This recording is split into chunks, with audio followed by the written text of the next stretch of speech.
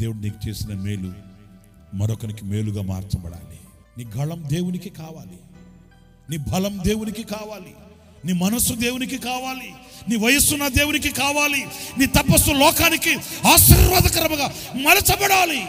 దాని కొరకే నువ్వు పిలువబడ్డావు, దాని కొరకే ఏర్పరచబడ్డావు, దాని కొరకే బ్రతికింపబడ్డావు, దాని కొరకే నా దేవుడు నిన్ను లేపాడు.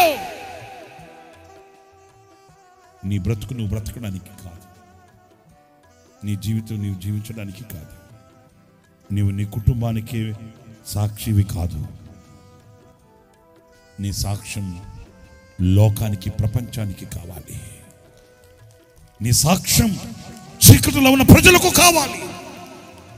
మరణ ఛాయలలో బంధింపబడి ఉన్న ప్రజలకి మరణ ఛాయలలో నుంచి నిన్ను విమోచించిన నీ సాక్ష్యం మరణ ఛాయలలో ఉన్న వానికి